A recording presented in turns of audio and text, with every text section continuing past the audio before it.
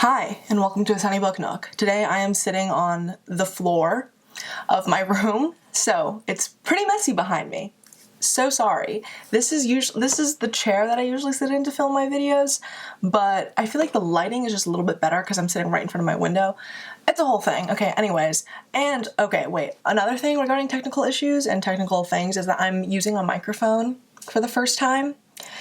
So, if the audio isn't good, I'm gonna kill myself. Today I wanted to give you part 2 of my January wrap-up, and I realized in my January wrap-up part 1 that I forgot to mention 2 books that I physically had, and now I don't because I'm in Boston now. So annoying. But the 2 books were Watch Over Me by Nina LaCour, which I gave 3 stars. It took me like so long to get through that book. I don't know, like YA, ghost, mystery, stuff, like weird vibe stuff, trauma. I don't know if it's really my thing. I know Nina LaCour has a new book out. I might read that one because it's an adult novel and I have it via the Libro FM Influencer ALC program, so maybe I will check that out. But the other book was Birds of Prey, Harley Quinn, which, if you know me, I fucking love Birds of Prey and Harley Quinn, like the movie Birds of Prey and Harley Quinn the character. Love them so much, but this comic, 2 stars. So bad. Like, oh god, it was so cringe.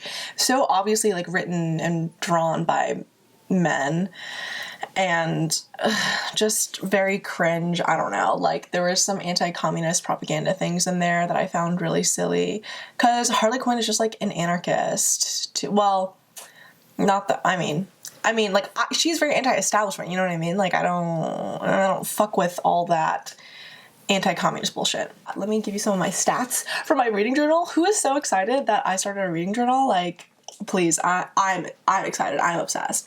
So let's do like a genre breakdown. I read 19 books in the month of January.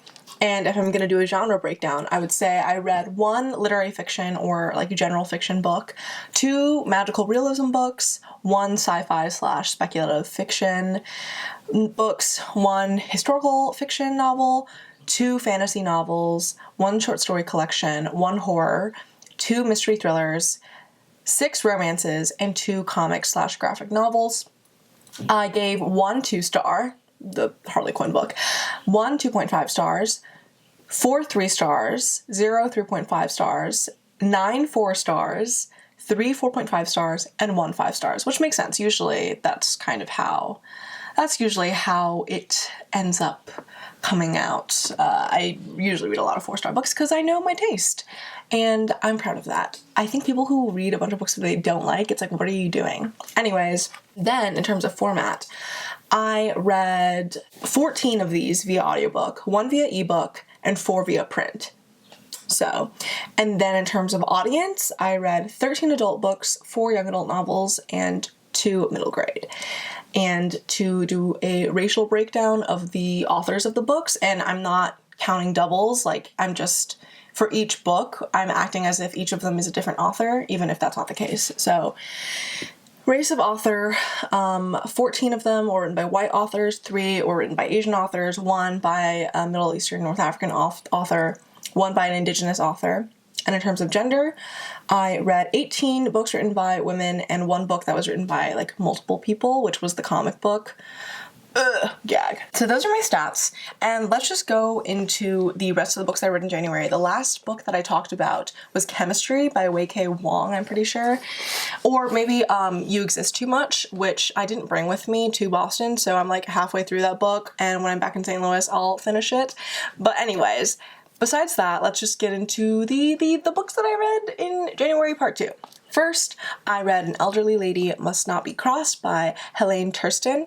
This was, I think, published in Sweden and was recently translated into English. I rated this book 3 stars, and I really, really like the first book. This is the sequel, and it's like these interlinked short stories that tell the history and the background of how the elderly lady came to be in her little silly life of crime, which was delightful to read about in the first book. But this one, I don't know, it wasn't as charming, and she like goes to Africa and like, I don't know, she's like a tourist. It felt very white savior to me at some points, so that was why it was a 3-star read. I wanted it to be as delightful and enjoyable as the first book. Unfortunately, it was not. The next book that I read was a short story collection called Sabrina and Corina by Kaylee Anstein Fajardo. This book is about indigenous mestiza communities, primarily in Denver, following a bunch of different characters and families and relationships throughout the course of all these different short stories, which aren't really interrelated, besides the fact that thematically they cover sort of similar issues. I thought that it was very well written and very compelling, and the writing felt very contemporary and familiar almost in terms of the way that this author approaches and writes these characters. I found it to be pretty good, honestly. I thought it was solid, and there's a lot of trauma and grief explored in here. I think my favorite short stories in here was, I really like the title short story. I also liked the last short story in this collection a lot as well. And there are a lot of other memorable ones throughout, but I enjoyed it. The next book that I read was a novella called Temporary by Hilary Leichter. This book is something that I've seen so many people really enjoy, and I have also enjoyed it. I rated it 4 stars. It's a very absurdist, surrealist take on temp jobs and the idea of temporary work and being a temporary employee and what it's like, you know, like sort of the gig economy, but in a very bizarre way, where our main character has a bunch of different boyfriends. She takes a gig as a pirate. She sees someone taking a gig as a barnacle. There's that whole discussion of like, if you gig long enough, then maybe you'll become a steady employee. It's very absurd, and it's, you know, obviously a commentary on like capitalism and how bizarre it is and how dehumanizing and pointless so many jobs are. And I thought that it was very quirky and silly and smart. So 4 stars. The next book I read was Where the Drowned Girls Go by Shauna Maguire. This book is the 7th book in the Wayward Children series, which the entire series is like a 4-star read for me. And this one was also a 4-star read. This is like the mermaid story, but we don't see her world. We see her go to the sister school of the School for Wayward Children that all the other books in the series have been set at. It's the sister school where it's all about rejecting your past and gaslighting yourself into thinking that like you didn't experience what you know you experienced, which was going into these portal worlds. And I liked this. I thought that the way that our main character, who is chubby, has to navigate the fat phobia that she experiences, as well as the complicated dynamics and hierarchies within the school and like the takeover of the school. And yeah, I thought it was good and sweet and lovely. I think almost all of the books in this series, well, all of them are delightful and lovely. The next book that I read was another Shauna Maguire book, but written in her pen name, A. Deborah Baker, and this is Along the Saltwise Sea, which is the sequel to the Up and Under series, and I thought that this was okay. I didn't like it as much as the first book, but yeah, I mean, I think that the characters that we encounter here and the situations that we find our main characters in were interesting. I rated it 3 stars. It's a solid middle grade. It's very much inspired by, I think, like tarot, because there's like a Queen of Cups and a King of and a Page of Swords and all of these, which is really interesting to think about. And Shauna Maguire has just a very fascinating imagination, and the way that she writes these middle grade books feels almost like Lemony Snicket-esque, if that makes sense. I don't know. I'm a fan, but I don't know. Maybe I couldn't get through middle game though, so am I really a fan? Anyways, the next book and the final book that I read in January, which I technically finished in February, but I'm counting it in January because I primarily read it in January. That is A History of Wild Places by Shay Earnshaw. This book I rated 2.5 stars, and my Goodreads review for this, by the way, you can friend me on Goodreads if you want, link is always in the description, was, "This is like if Midsummer was stupid," which I think is still true. I think that the premise on the offset about a children's author who writes creepy books going missing in the woods, and then a guy who is able to touch things and see what happened with the person who owned the thing because the memories flash in his mind, that concept, interesting, cool, solid. But then it transitioned into this cult story about these people living in the woods, and the way that those stories interconnected, so stupid, honestly. And like the way that the cult operated and stuff, it was just like, none of these, this doesn't really, it's not compelling. The motive isn't really there. There were so many other things that could have been explored, like grief and trauma and escapism, but we get stuck in the minds of characters who are so naive and ignorant. So much time is used to characterize them as such that I don't know. I just don't think it did what it sought out to do, and I know that it is kind of, so a lot of people really like it, a lot of people don't, and I'm definitely one of those people who did not enjoy it. So yeah, those are all the books that I read in January, but because this has been a pretty short part 2 of the wrap up, I think I'm going to do something fun, something silly, you know? I'm going to sort of go through the books and talk about whether I think the titles make sense for each of them, starting from the beginning. And obviously I don't like physically have books with me anymore. That's annoying. I hate how books, first of all, I hate that teleportation isn't a thing. I just want to be able to teleport between locations. That would make life so much easier for me. But also that books aren't like, can't be shrinked into zero mass so that I can just carry my whole collection with me at any point. Anyways, so The Charm Offensive, which was the first book, I'm just going to go through this in the order that I read them as usual. I would say The Charm Offensive, I would rate it like a 2-star in terms of, a 2 out of 5 stars in terms of how well that title portrays what's really going on in the story. I mean, I think it's clever in that the name of the show is like The Charm something, I'm pretty sure, like the actual show in the book, because it's like a bachelorette type situation, the Bachelor show. I don't know, I don't watch reality TV, but like it's supposed to be about that, and then it's all about this one character who's like super charming and the other love interest who isn't.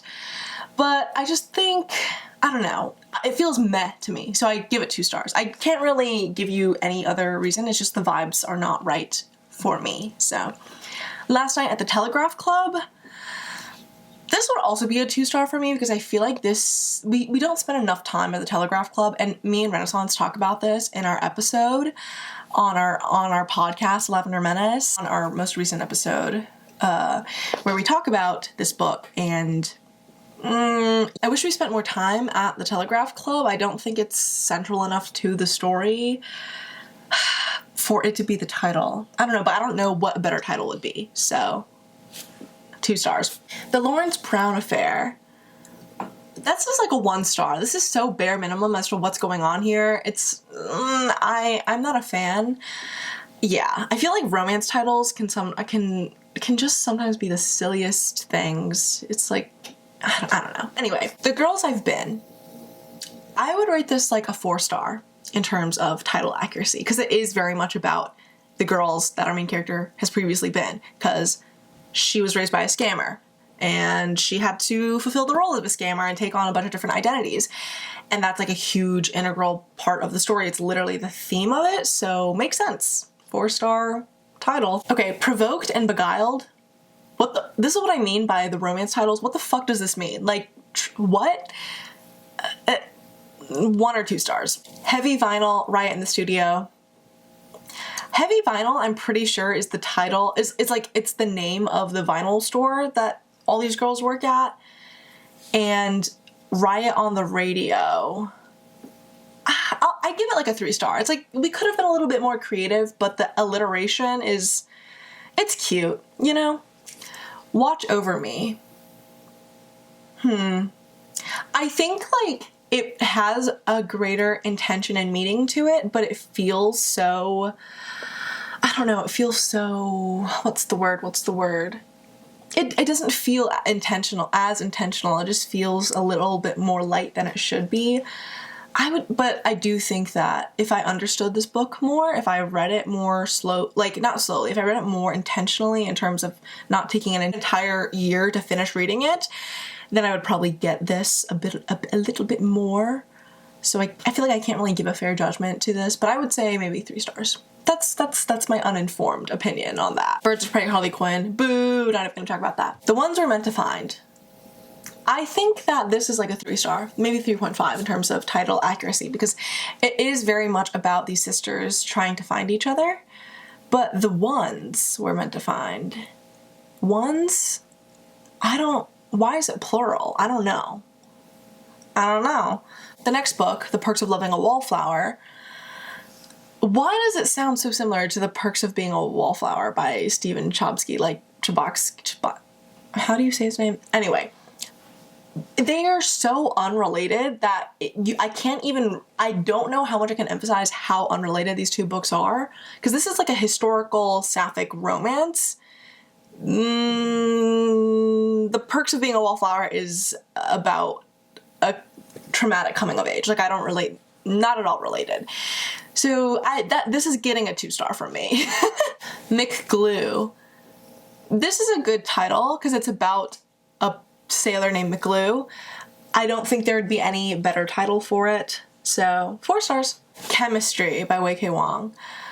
This is honestly, I think, like a perfect title because obviously our main character is like a chemistry PhD, but it's also very much about the chemistry between her and her romantic relationships, her and her family, and her parents. So I would say it's a 5 star. An elderly lady must not be crossed. Of course, it's a variation of An Elderly Lady is Up to No Good.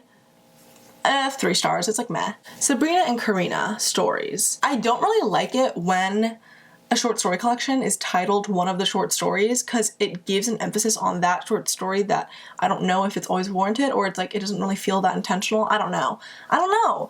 I feel like it should have been called something else. So, but it's still, I mean, I don't know.